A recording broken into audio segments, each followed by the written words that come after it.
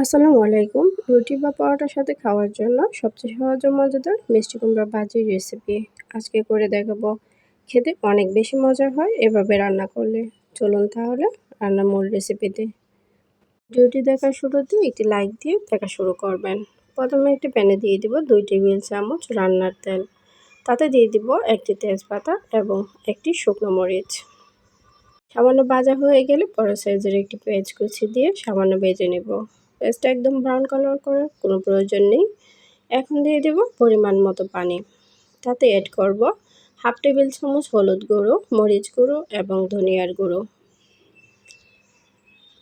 দিয়ে দেব কিছু কালো জিরা।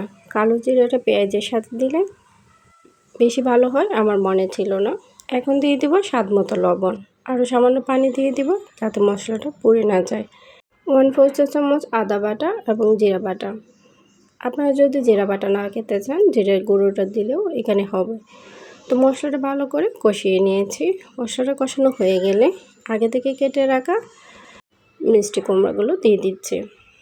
মিষ্টি কুমড়াগুলো আপনাদের পছন্দ অনুযায়ী কেটে নেবেন, কিন্তু আমার কাছে এভাবে কেটে নিলে দেখতে সুন্দর দেখায়।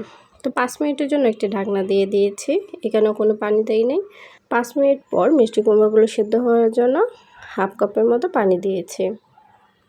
মিষ্টি কুমড়া সেদ্ধ হতে বেশিক্ষণ সময় লাগে না, তাই কম পানি দিয়ে সেদ্ধ করে নিচ্ছি। দিয়ে দেব 2টা মতো কাঁচামরিচ এবং 15 মিনিটের জন্য কম আঁচে রান্না করে নিব। তো পানিটা প্রায় শুকিয়ে আসছে। এ পর্যায়ে দিয়ে দেব 1/4 চা চামচ গরম মশলার গুঁড়ো। গরম মশলার গুঁড়ো দিলে ফ্লেভারটা অনেক বেশি স্ট্রং হয়। সাথে কিছু ধনিয়া পাতা দিয়ে আর 5 মিনিটের মতো রেখে নামিয়ে নিচ্ছি। মিষ্টি কুমড়াতে যদি মিষ্টি না থাকে, হাফ টেবিল চামচের মতো চিনি দিতে পারেন, তাহলে খেতে অনেক বেশি সুস্বাদু হয়। তো রেসিপিটি কেমন হয়েছে অবশ্যই কমেন্ট করে জানাবেন, এবং নতুন একটি রেসিপি দেখার আমন্ত্রণ জানিয়ে আজকের মতো বিদায় নিচ্ছি। আল্লাহ হাফেজ।